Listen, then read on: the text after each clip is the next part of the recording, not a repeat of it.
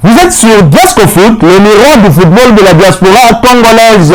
Diasco Foot vous dit bonjour, tout plaisir est pour nous de vous retrouver, mais surtout de savoir que vous êtes nombreux en train de suivre votre chaîne YouTube dédiée uniquement aux footballeurs de la diaspora congolaise.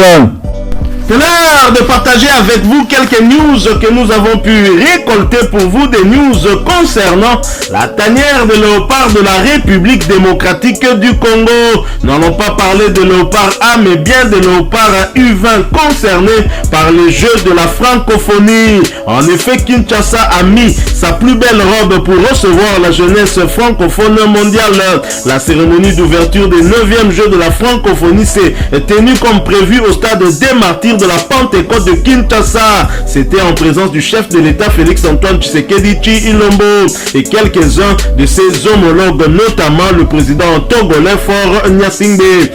Avec cette cérémonie, les autorités ont lancé officiellement l'entame de ces Jeux que la République démocratique du Congo accueille pour la toute première fois de son histoire.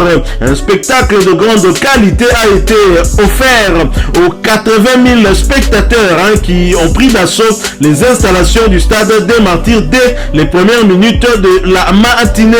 Tout s'est passé dans les meilleures conditions possibles. Des jeux qui étaient en ballottage défavorable au regard des gros retards pris dans la construction et surtout la livraison des infrastructures sportives. Mais avec un temps record d'une année et demie, tout a été fait pour que la jeunesse francophone du monde entier soit reçue. Alors bien sûr, nous parlons de ces jeux ici dans le cadre de votre chaîne YouTube Diasco Foot, qui est le miroir du football de la diaspora congolaise, parce que le football est concerné aussi, c'est parmi les disciplines concernées par ces 9e Jeux de la francophonie. Et d'ailleurs, bien avant cette cérémonie d'ouverture, les léopards de la République démocratique du Congo s'étaient inclinés d'entrée face aux guépards du Bénin. La République démocratique du Congo qui accueille jusqu'au 6 août ces 9e Jeux de la francophonie. Grosse déception pour Guy Ibukasa et ses hommes, malgré leur volonté, la volonté de tout donner, mais aussi malgré qu'ils ont mouillé le maillot, les léopards ont logiquement fini par s'incliner face à une équipe qui était peut-être mieux préparée et bien plus forte que nos fauves.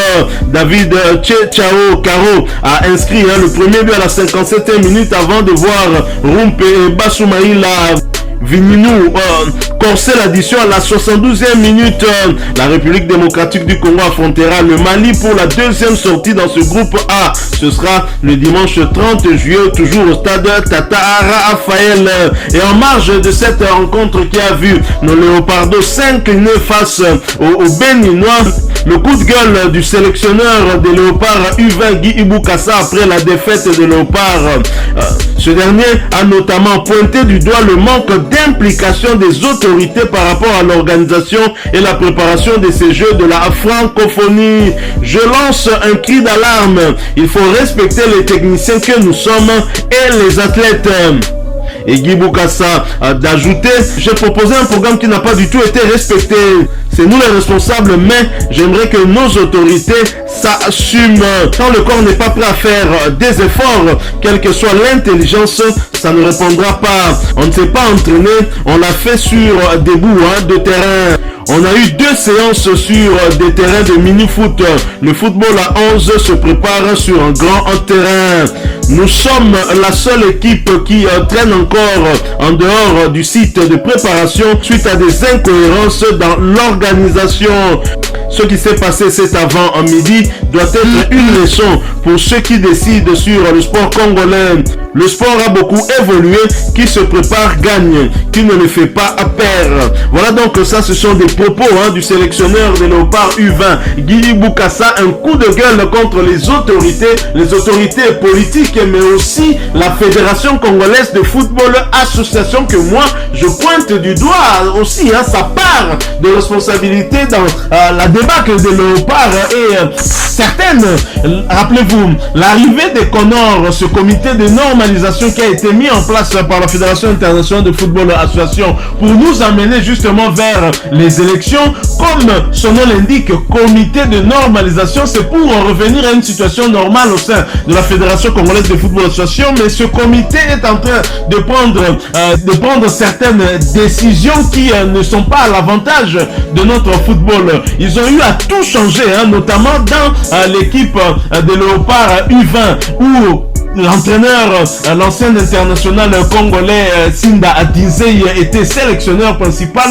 Ils l'ont mis de côté pour placer Guy Bukassa à quelques semaines des échéances qui nous attendaient. Alors pourquoi apporter un changement à ce niveau alors que nous avions Fatih Cup qui arrivait, nous avions également des Jeux de la francophonie. Pourquoi tout changer à quelques semaines justement de ces échéances? C'est là que je trouve qu'il y avait un problème, un clientélisme au niveau de cette fédération par ce comité de normalisation qui a pourtant été mis en place pour apporter une certaine bonne gouvernance de cette fédération en attendant que nous allions vers les élections programmées pour le mois de novembre prochain. Et d'ailleurs, la commission électorale auprès de la FECOFA a déjà été mise en place avec l'élection du président Dona Ali Oké.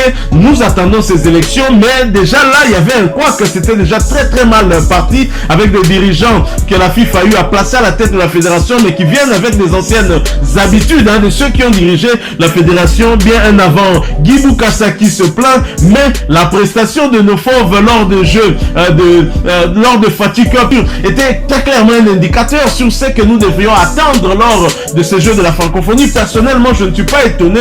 Je crois que Guy Bukassa ne mérite pas de diriger cette sélection U20. Dans l'entretemps, le ministre des Sports, François-Claude Kaboulo, qui est pourtant chevronné dans le sport, n'a peut-être pas fait grand-chose pour justement mieux préparer nos athlètes. Ce n'est pas seulement les athlètes du football qui se plaignent, mais c'est quasiment dans toutes les disciplines où il y a des plaintes, soit en termes d'équipement, les équipements qui ne sont pas arrivés, la préparation qui n'est pas assurée puisque l'argent pour la préparation n'était pas encore décaissé, ce désordre alors que nous savions très bien que le jeu de la francophonie devait débuter du 28 au 6 août prochain. C'est vraiment un triste et on a même eu à l'interroger sur l'alimentation de nos léopards, toutes disciplines confondues. Un journaliste qui lui avait posé cette question lors du point de presse qu'il avait eu à faire ensemble avec le ministre de la communication Patrick Mouyaya, et François-Claude Kaboulo avec une certaine légèreté répondait que le makayabu et la chikwang étaient son plat favori, alors que pour des athlètes ils ne peuvent pas manger n'importe quoi. Donc cela dire que au niveau du gouvernement, on n'a pas pris toutes les dispositions pour mieux préparer nos athlètes. On s'est plus focalisé sur l'image que la République démocratique du Congo devrait montrer au monde, et nous sommes très contents. Ce jeu de la francophonie ont révélé quand même une belle image de la République démocratique du Congo. Félicitations au chef de l'État Félix-Antoine Tshisekedi Tshilombo pour ce sacrifice, puisque ça fait très longtemps que les Congolais zaïrois de l'époque n'ont plus vécu ce type d'événement au pays. Nous sommes très contents, mais encore faut-il bien préparer ceux qui doivent représenter le pays à cette compétition, puisque des athlètes viennent du monde entier, du monde francophone en tout cas, pour participer. Nous ne devons pas seulement nous préoccuper de l'image que nous donnons, mais encore faut-il aussi bien nous occuper de nos athlètes, et c'est là ce couac qui nous rend un tout petit peu triste. Mais félicitations au chef de l'État Félix-Antoine Tshisekedi. Si on l'a fait pour le jeu de la francophonie, je pense que cela peut être possible aussi pour une Coupe d'Afrique des Nations. Pourquoi ne pas envisager demain d'organiser une CAN en se mettant déjà au travail maintenant, en construisant des infrastructures qui manquent dans peut-être 2 ou 3 autres provinces, ou en consolidant celles qui existent déjà, par exemple le stade Tata Raphaël, le stade de Marseille, les améliorer encore un peu plus pour que ces infrastructures répondent véritablement aux normes exigées par la Fédération internationale de football association ainsi que par la Confédération africaine de football.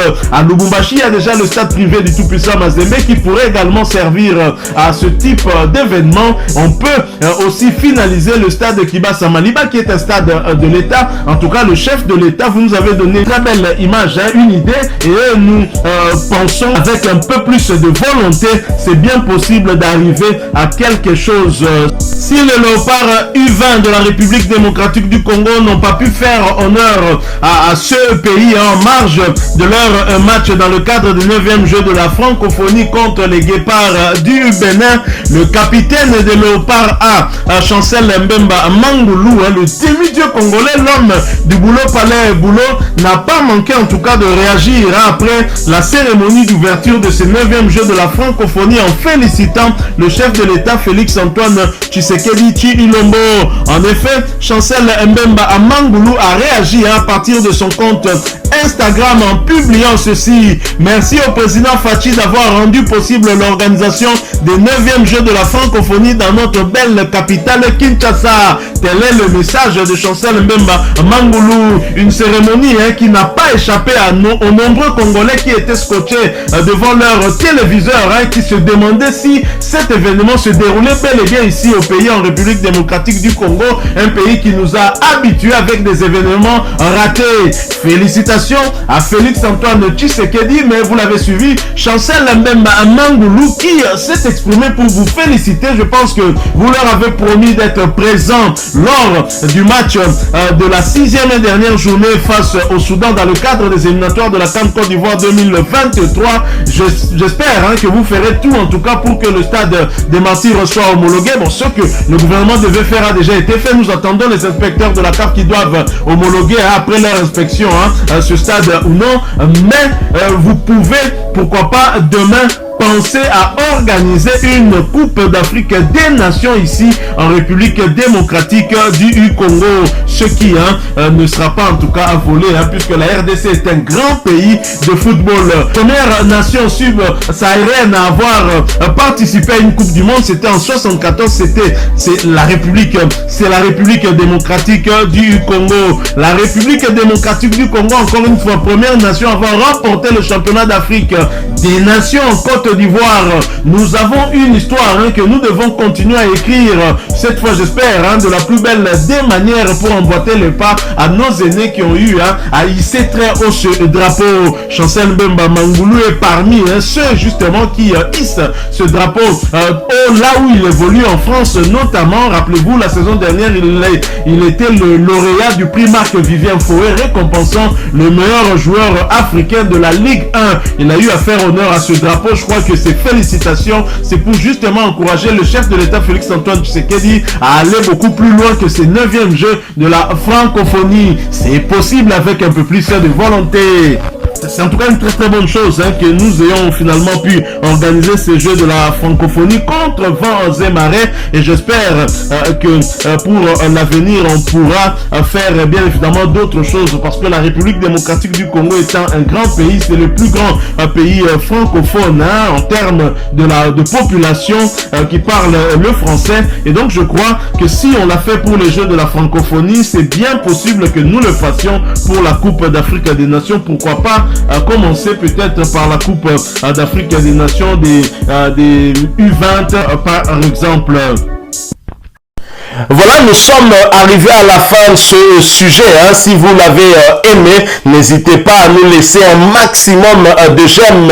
N'hésitez pas non plus à partager avec nous votre opinion. Si vous en avez une par rapport au sujet que nous venons de vous proposer, laissez-la nous à travers un commentaire.